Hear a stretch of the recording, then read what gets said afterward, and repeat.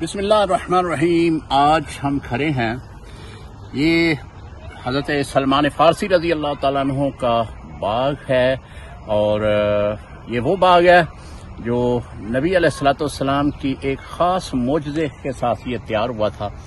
جب حضرت سلمان فارسی رضی اللہ تعالیٰ عنہ کا جو آقا تھا وہ چونکہ ایک یہودی تھا، تو حضرت سلمان فارسی رضی اللہ تعالیٰ عنہ چاہتے تھے کہ میں اس سے آزادی حاصل کر لوں، تو اس نے آزادی کے بدلے میں 300 کھجوروں کا باغ یعنی درختوں کا باغ مانگا تھا، اور پھر 40 اونس سونا مانگا تھا۔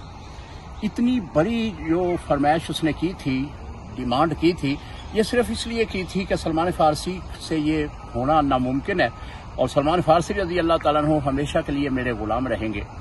تو جب حضور علیہ السلام کی بارگاہ میں پہنچے تو عرض کی کہ یا رسول اللہ صلی اللہ علیہ وسلم، میں نے اپنے یہودی سے یہ بات کی ہے، تو اس نے کہا ہے کہ 300 کھجوروں کے جو درخت ہیں ان کا تیار باغ چاہیے، یعنی کھجوریں بھی لگی ہوں، تیار باغ چاہیے۔ تو 40 اونس اس نے سونا بھی مانگا ہے۔ حضور علیہ السلام آپ مسکرائے، آپ نے فرمایا کہ اے سلمان، تجھے میں جو ہے وہ اس کا طلب کیا ہوا جو ڈیمانڈ ہے اس کو میں پورا کرتا ہوں۔ تو حضور علیہ السلام نے جو ہے کچھ کھجوروں کی گٹھلیاں جو ہیں وہ آپ کو دی۔ ایک روایت میں ہے کہ کچھ تنے کاٹ کر آپ نے دیے۔ بہرحال اس طرح کا معجزہ ہے کہ حضور علیہ السلام نے وہ کھجور کی گٹھلیاں دی، تو حضرت سلمان فارسی رضی اللہ تعالیٰ عنہ نے رات کے وقت وہ 300 کھجور کی گٹھلیاں جو ہیں اس سرزمین پہ لگائیں۔ یہ دیکھیں کتنا خوبصورت باغ ہے، 300 گٹھلیاں جو ہیں وہ اس باغ میں لگائیں۔ تو یہ زمین جو ہے رات کو لگا کر کے، تو جب یہودی کو پتہ چلا کہ یہ تو نبی علیہ السلام کی طرف سے گٹھلیاں جو ہیں وہ لگا دی گئی ہیں، تو یہ تو باغ تیار ہو جانا ہے، کیونکہ یہودی بھی اس بات کے قائل تھے کہ حضور جو زبان سے بات فرما دیتے ہیں وہ ہو جاتی ہے۔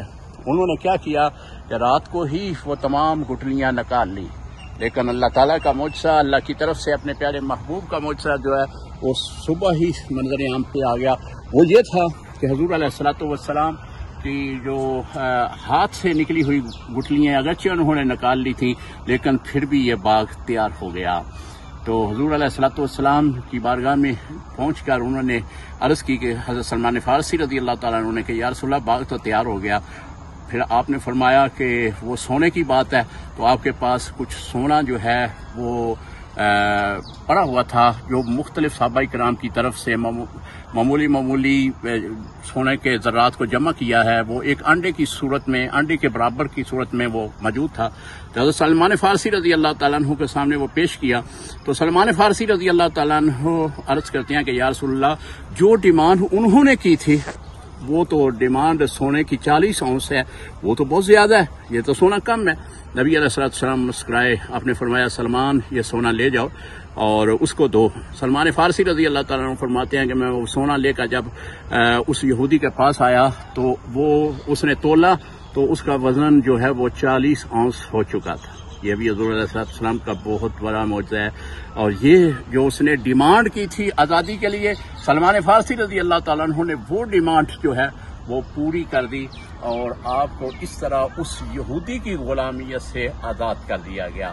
سلام یا سلمان فارسی۔